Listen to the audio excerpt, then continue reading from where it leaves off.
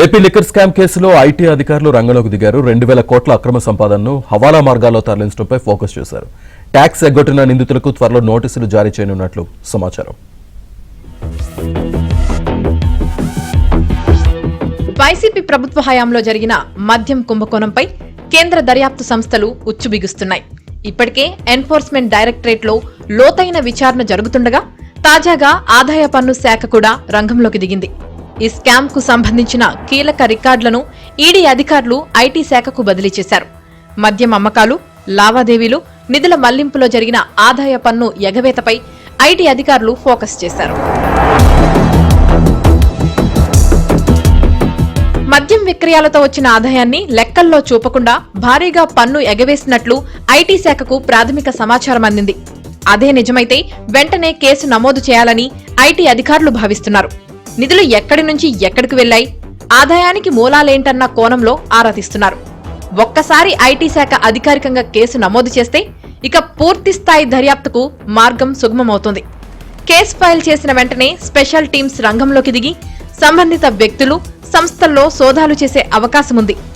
ED ఇప్పటికే money laundering కోణంలో విచారిస్తుండగా IT కూడా తోడవడంతో ఈ కుంభకోణం వెనుకున్న అసలు సూత్రధారులకు ఉచ్చు బిగుస్తోంది. వైసీపీ హయాంలో మద్యం వ్యాపారంలో కీలక పాత్ర పోషించిన నేతలు, అధికారుల్లో టెన్షన్ మొదలైంది. ఇప్పటికే హవాలా ద్వారా నిధులను దుబాయ్కి తరలించినట్లు ఐటీ గుర్తించింది. నెలకు 50 నుంచి 60 కోట్ల రూపాయల అక్రమ నగదు జనరేట్ చేసినట్లు దర్యాప్తులో బయటపడింది. డిస్టిలరీల నుంచి వెండర్లకు 5 రెట్లు ఎక్కువ చెల్లింపులు చేసినట్లు గుర్తించింది. ఎలాంటి మెటీరియల్ సరఫరా చేయకుండానే 2 డిస్టిలరీలు ఫేక్ ఇన్వాయిస్లు సృష్టించి 76.92 కోట్ల రూపాయలను తరలించినట్లు దర్యాప్తులో బయటపడింది. డిజిటల్ ట్రయల్ను తప్పించుకోవడానికి మొత్తం లాభాలను బ్లాక్ మనీగా దాచిపెట్టినట్లు ఐటీ గుర్తించింది. ఈ కేసులో ప్రధాన సూత్రధారిగా భావిస్తున్న రాజ్ కసిరెడ్డితో పాటు చెవిరెడ్డి భాస్కర్ రెడ్డి, మాజీ ఐఏఎస్ అధికారి ధనుంజయ రెడ్డి, విజయసాయిరెడ్డికి సన్నిహితులుగా భావిస్తున్న వ్యక్తుల ఆర్థిక లావాదేవీలపై ఐటీ నిఘా పెట్టింది.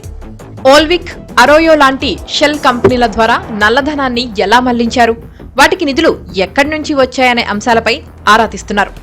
ఆస్తుల జప్తు, ప్రాథమిక సాక్ష్యాల ఆధారంగా నిందితులకు భారీ స్థాయిలో పెనాల్టీలతో కూడిన నోటీసులు జారీ చేసేందుకు అధికారులు సిద్ధమయ్యారు.